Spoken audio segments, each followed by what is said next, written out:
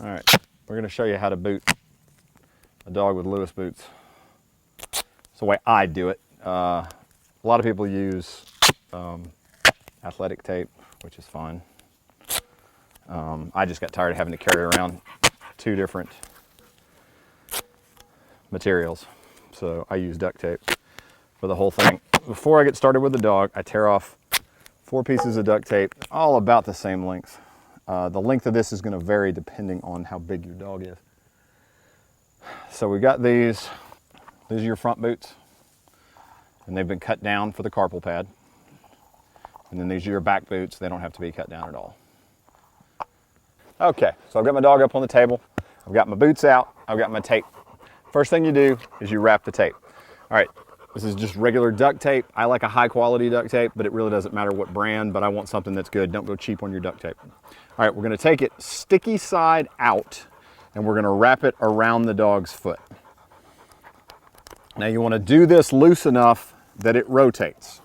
You do not want it to be on there tight, because the last thing you wanna do is cut off blood supply to the feet. Sticky side out. So all I'm doing is I'm just making a ring of duct tape. The duct tape is stuck to itself, nothing's stuck to the dog's skin. And you want to place these so that about 25% of it is going to be above the top of the boot and 75% is going to be inside the boot. All right, so got all 4 on there. Now, everything is nice and loose. Once again, do not put these on tight. You cut off the blood supply, you could end up hurting your dog. All right, now we pop the boots on.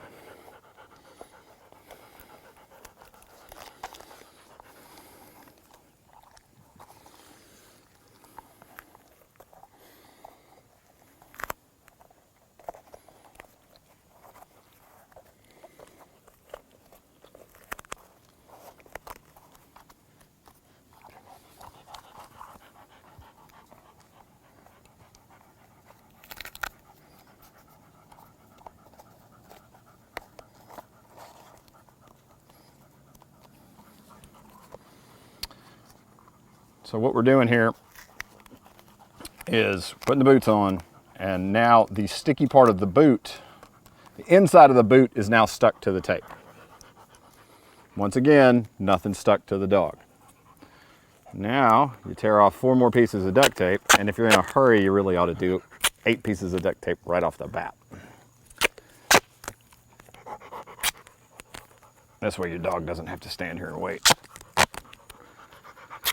These pieces are about the same length as the first ones that you did. 6-7 inches is normal for most dogs. All right, now we wrap this around the outside of the boot. It's stuck to the outside of the boot and it's stuck to the tape. This one back here. And I like to try and time it. That one's not perfect, but you know, I want this seam to either be straight up or I want it to be on the side so that it's not getting hit constantly. And if you go about it in the right way.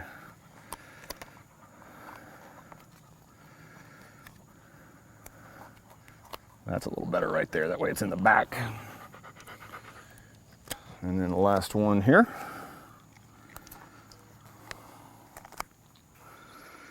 I did a really poor job on that one, but.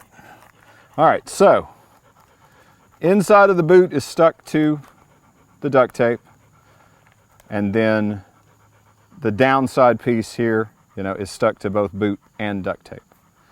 And once again, we want everything to have, you know, loose, and you're not really able to get this incredibly tight because you've got that inner ring. You can even see how, you know, you can see how this top edge in here, it's just not on them really tight.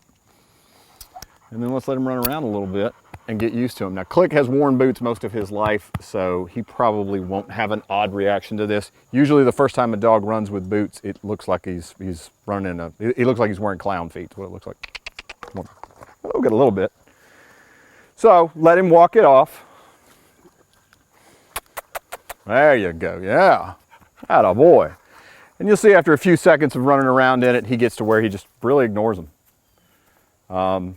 I've never had a dog that couldn't run, you know, as fast in boots as without, and they're pretty handy in a lot of places in the world. Clear. All right. The other thing I really like about doing Lewis boots this way is that when you're through, taking them off is a breeze. All you do is take a pair of scissors, very carefully go down the side of the boot and cut. And all you're doing here is cutting tape. And if you have to, pop it a little bit and off it comes. So very carefully cut down the side of the boot. It just slides right off.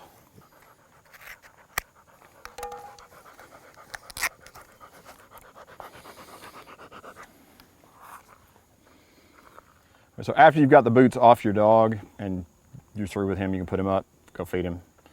Now you just got to pull the tape off. I like to pull the tape off of, off the boots. I don't leave them on there. I'm sure you probably could, but I'd rather just get them off. That way it's one less thing to possibly rub them. It comes off pretty easy.